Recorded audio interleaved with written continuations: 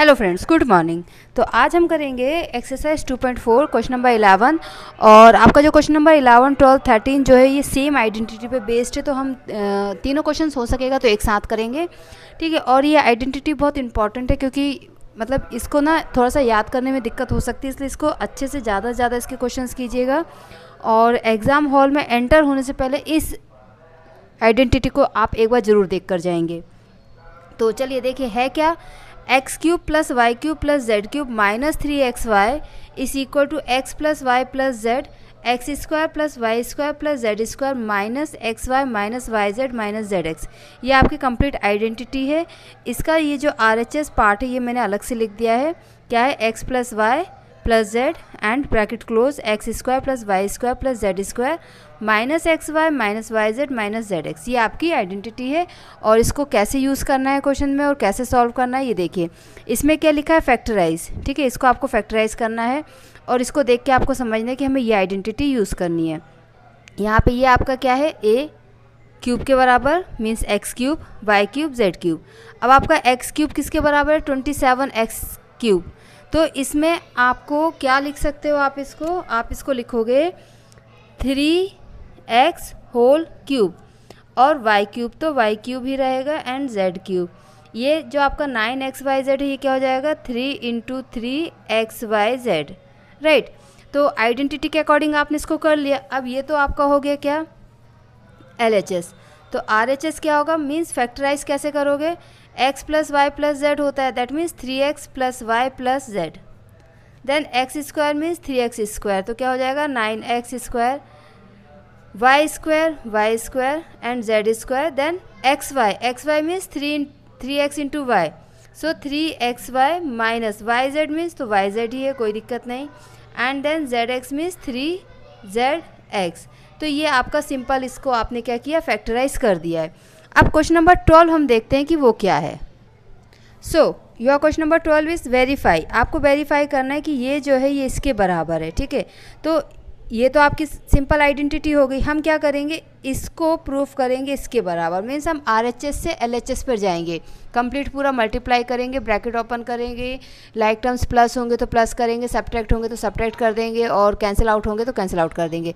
इस क्वेश्चन में जो बहुत इंपॉर्टेंट चीज़ है वो ये है कि जब आप इसको मल्टीप्लाई करोगे तो आपको नंबर ऑफ़ टर्म्स बहुत सारे मिलेंगे और यहाँ पर आपको a minus b whole square की भी आइडेंटिटी 3 बार लगेगी। तो इस क्वेश्चन में आपको क्या करना है, बहुत ध्यान से मल्टीप्लाई करना है, बहुत ध्यान से आपको आइडेंटिटी यूज़ करना है और ब्रैकेट ओपन करना है। बाई चांस अगर कहीं पे आप फंस जाते हो तो प्लीज़, अगर आप घर पे प्रैक्टिस कर रहे हो देन इट्स फाइन कि आप दोबारा उसको क्रॉस चेक कर रहे हो, करते जा रहे हो। एग्ज़ाम में अगर आप बाई चांस कहीं पीछे फंस जाते हो, प्लीज़ क्रॉस चेक मत करना, उसको क्रॉस कर देना कम्प्लीटली और दोबारा बहुत ध्यान से करना, क्योंकि क्रॉस चेक करोगे तो वो बहुत टाइम लेगा, क्योंकि मिस्टेक्स पकड़ पाना बहुत दिक्कत हो जाती है। इट्स बेटर, क्योंकि एग्जाम में टाइम लिमिटेड होता है, इट्स बेटर कि आप उसको पूरा क्रॉस करके दोबारा से क्वेश्चन करो, ठीक है। तो इसको हम बहुत ध्यान से करेंगे, लेट्स सी। ओके, तो हमने LHS RHS दोनों लिख लिया। अब हमें RHS सॉल्व करना है, बहुत ध्यान से करना है। 1/2 तो आपका एकदम बाहर रहेगा। देन यहाँ पे x plus y plus z आपका रहेगा। इसके बाद यहाँ पे आप आइडेंटिटी लगाओगे a minus b whole square, तो क्या होगा x square plus y square minus 2xy, again y square plus z square minus 2yz plus z square plus x square minus 2zx। ये आपका हो गया। देन अब आप देखिए यहीं पे कितना लेंथी हो गया। अब x का मल्टीप्लाई इन सब से होगा और यहाँ पे कुछ लाइक टर्म्स हैं तो हम चेक कर लेते हैं। x plus y plus z, like terms क्या होंगे, एक्स स्क्वायर, कहीं पे एक्स स्क्वायर है, ये है, सो 2x square 2y square and 2z square, ये आपका हो जाएगा। And minus 2xy minus 2yz and minus 2zx। अब हम क्या करेंगे, इस पूरे में से 2 कॉमन ले लेंगे तो ये 2/2 कैंसिल आउट हो जाएगा, तो बचेगा क्या, x plus y plus z और यहाँ पर x square plus y square plus z square minus x y minus y z minus z x. देखिए काफ़ी लेंथी हो रहा है, अभी तो और होगा जब आप x का मल्टीप्लाई इन सब से करोगे तो x into x cube, then x y square, then x z square minus x square y minus x y z and minus z x square. ये तो आपका एक टर्म्स आपने x का मल्टीप्लाई किया इन सब से, अभी तो y और z का मल्टीप्लिकेशन बाकी है। अब y से अगर हम इसको मल्टीप्लाई करें तो क्या होगा, ठीक है, हम एक लाइन में तो लिख नहीं सकते, तो इसको हम ऐसे मतलब ये कंप्लीट किया, फिर नेक्स्ट लाइन में लिखते हैं। तो y into x, y x square, y cube plus y z square minus x y square minus y square z and x y z. Third अब जेड से करेंगे multiply, z x square plus z y square plus z cube minus x y z minus y z square and minus z square x. तो आप देख सकते हैं कितने सारे टर्म्स हैं, अगर आप इनको एक लाइन में लिखेंगे तो काफ़ी लेंथी होगा, और इसलिए इसको बहुत ध्यान से करना है आपको। ओके, नाउ एक्स क्यूब हमने लिख लिया, एक्स वाई स्क्वायर कहाँ पे है, वाई स्क्वायर आप देखिए, ये एक्स वाई स्क्वायर, ये प्लस में ये माइनस में, दोनों कैंसिल हो गए। X z square, x z square, x z square, ये प्लस में है, नहीं ये जेड एक्स स्क्वायर है, हमें क्या ढूंढना है, एक्स जेड स्क्वायर,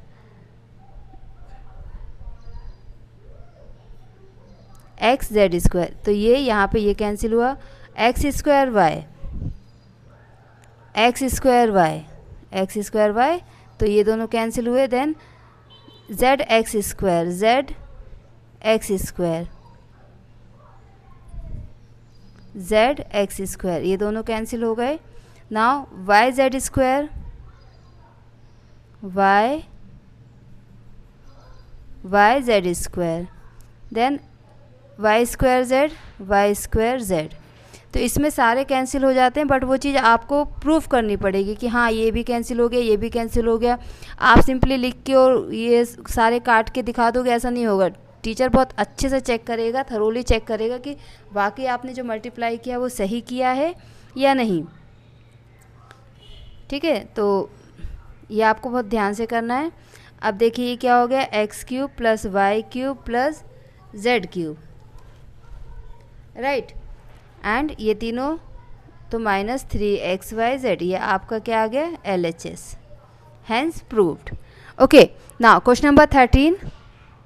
सो क्वेश्चन नंबर 13 क्या है, if x plus y plus z is equal to 0, अगर x plus y plus z 0 होगा तो प्रूफ कीजिए कि आपका x cube plus y cube plus z cube is equal to 3xyz। तो ये आपका ना इसी आइडेंटिटी के अकॉर्डिंग होगा। कैसे होगा देखिए, आपकी आइडेंटिटी क्या है, x cube plus y cube plus z cube minus 3xyz is equal to x plus y plus z x square plus y square plus z square minus x y minus y z and minus z x. ये आपकी identity है।